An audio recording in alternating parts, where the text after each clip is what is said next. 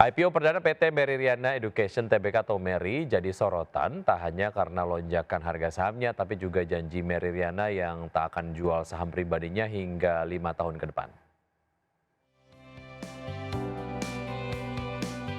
PT Meridiana Education Tbk resmi melantai di Bursa Efek Indonesia pada Kamis 10 Juli.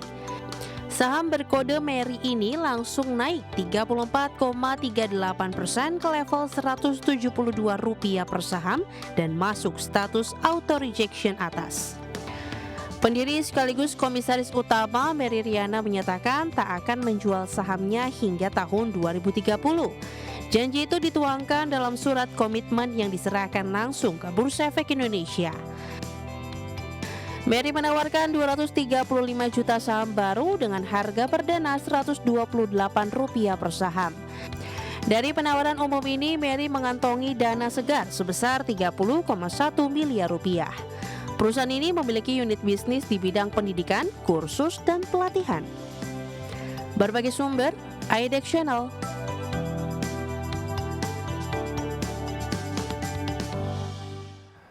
PT Indosat Ooredoo Hutchison Tbk atau ISAT melalui Indosat Business memperkenalkan Vision A.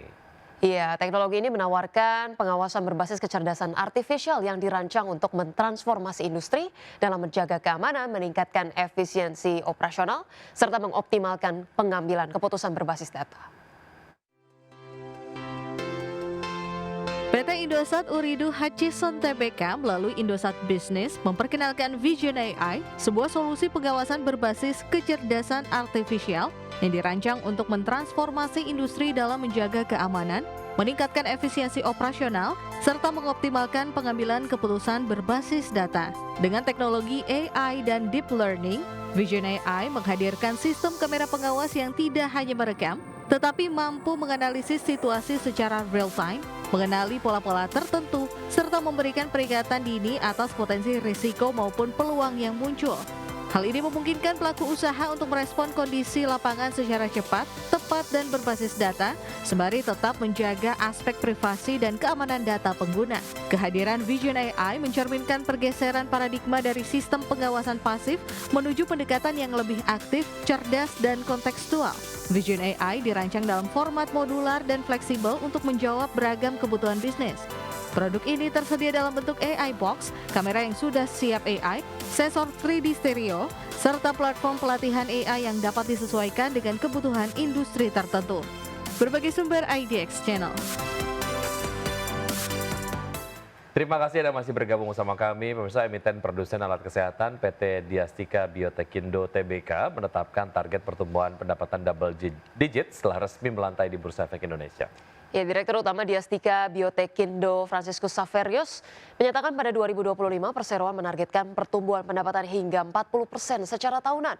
Angka itu lebih tinggi sekitar 10% dibandingkan rata-rata pertumbuhan pendapatan perseroan secara tahunan sebesar 20 hingga 30%. Alhasil untuk tahun 2025 pendapatan ditargetkan mencapai 220 miliar rupiah dan adapun salah satu dasar kepercayaan diri perseroan untuk mengejar target tersebut seiring dengan telah tersedianya dana untuk dapat mengikuti tender pengadaan alat kesehatan dari Kementerian Kesehatan. Selain itu, upaya inovasi juga tengah dicanangkan perseroan untuk memastikan pertumbuhan pendapatan, yakni dengan mengembangkan teknologi genomik di dalam negeri yang kedepannya diprediksi akan menjadi produk utama perseroan.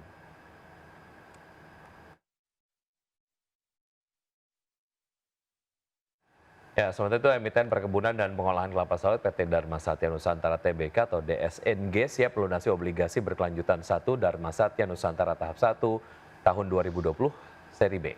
Perseroan siap melunasi pokok obligasi senilai 176 miliar rupiah yang jatuh tempo 30 Juli 2025 mendatang.